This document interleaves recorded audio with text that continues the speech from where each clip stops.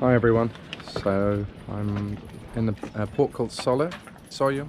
I'm not sure about the pronunciation, not great, but just kind of wanted to share the sunset with you. Particularly, I haven't really been doing that many videos for a while because I haven't really found that I've had a lot of time, because there's been either a lot of sailing or there's been some pretty bad weather, or I've been doing a lot of general maintenance. It's kind of getting to like a year in, so I'm doing a lot of the warranty stuff for year one, and hopefully tomorrow I'm getting the generator actually serviced for the first time.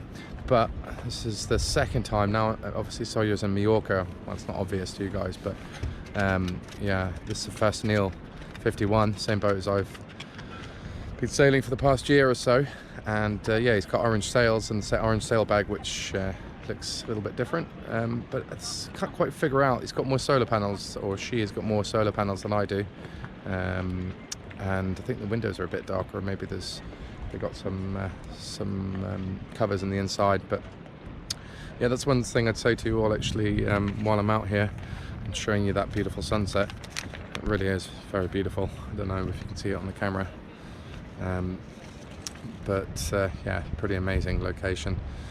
One thing I'd say about here is that when it rains, it actually makes everything more dirty, because it's got desert rain. You can see it on my coach roof here.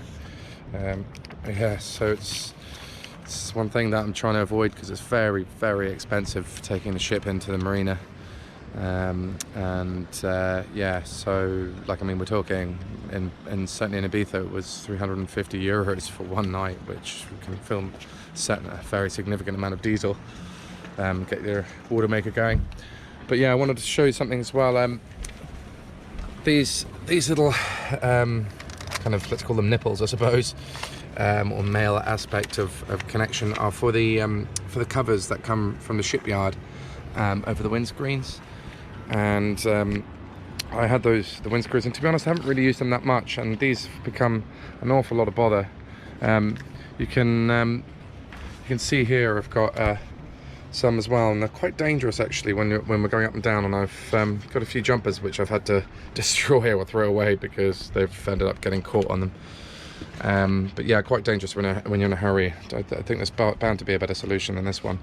But I would say that the actual tent, the cockpit tent, is pretty good and worthwhile. And of course, if you want to get over emotional, you can put one around the helm here, but I don't really think it's necessary, to be honest, folks. I think it's quite nice to be up here and get some fresh air when you can quite easily navigate from inside, obviously, apart from do the sails. And if it's that bad of weather, or you're sailing in bad climate, then maybe, yeah, you might want to think about putting something up here. But yeah, otherwise I think it's just here in the marina, over here in the corner. There was a couple in their kind of mid-50s, and they were having real problems. I got the binos out just to make sure what was going on. So you can see how many boats are here. There's really quite a lot of people anchored up. And of all the people, you'll notice there's quite a few similar flags here.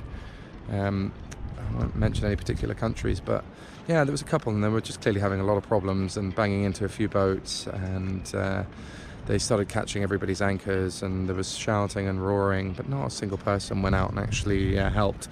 So Muggins here went out and actually helped out. And I got my scuba gear on and my wetsuit on, and helped out a bit and managed to free up some anchors, and found out that actually the skipper was British, and his wife didn't really seem to be much of a sailor, to be honest. But I also met some wind sailors who turned to motorboats, and Sharon and her husband invited me on board after I managed to free up their anchor and help them out.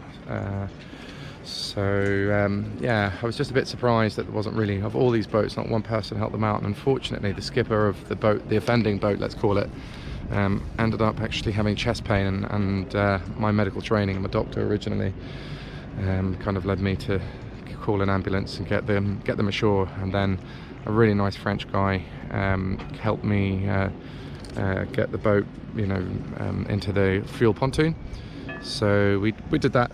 We got the boat into fuel pontoon, and the guy called Gavin, his wife, was pretty in shock as well. Obviously, she didn't expect her husband to be taking some sort of cardiac event. So yeah, my good deed was done. Managed to free up some anchors, but got a few free beers a bit off from it later from the nice couple, I won't mention too many names, but the nice couple that were on the ship that got caught up and tangled in the lines, and made some new friends, at least for a night. And yeah, I have to say I've been very impressed with the Mallorca, and I'm basically panning around so you can see why. So just talking a little bit, or I was thinking a little bit about, I have a lot of questions about the manoeuvrability in a marina of the 51, I think, yeah, obviously unless you're in high winds, it's not really a major problem, to be honest. You get used to it. I would say the fact that the transom and the stern are quite a bit back from the rudder, you have to be particularly careful, and I think a couple of teardrops at the front and the back, or the bow and the stern, however academic you want to get about it, but I think yeah, a couple of teardrops and you usually get by. This boat's got the bow thruster installed. I was surprised to see that the 51 doesn't have a stern thruster, from what I can see on the you know, from the promotional videos. But it yesterday made me think a little bit about the fact that there was a couple on a 32-foot boat, and they were having really great difficulties. You know, that's a perfect scenario.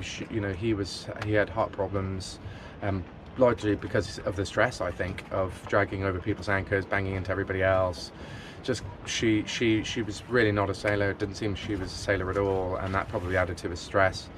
And yeah, it just all became too much for him, and we had to call an ambulance, get him ashore. And then I actually got my scuba kit on, severed his rode, attaching to his ground tackle, and managed to salvage it with a fender, and then come back and pick it up in a bit, and then pull that in by hand. But it makes me think that if you can't pull your anchor and chain in by hand, or you can't at least have a good stab at it over the course of a few minutes, maybe even half an hour, if you can at least do it.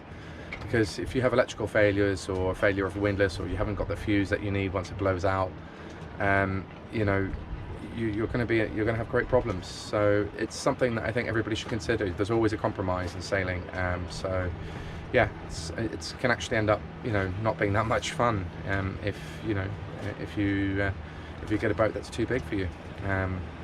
So I'm not trying to be macho by saying that, but it's just something I think you should consider. And it's meant to be enjoyable, right? So if you're not enjoying it, probably gone and spent a fair bit of money on something that you might not necessarily enjoy.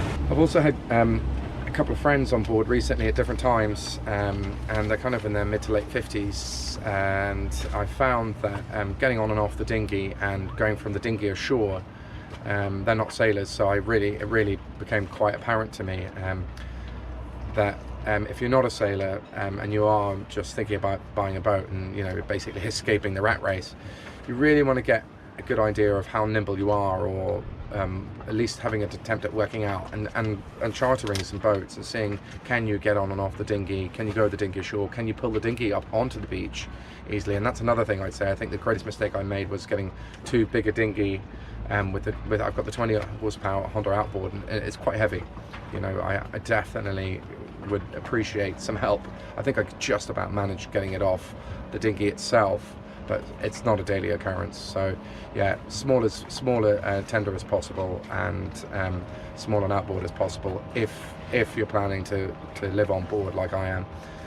I think, yeah, that's probably a little bit wiser. And I also have a kayak, which I've been using a lot more now. There's a little remote which controls the topping lift, which lifts my dinghy, and it's just needs a battery replaced.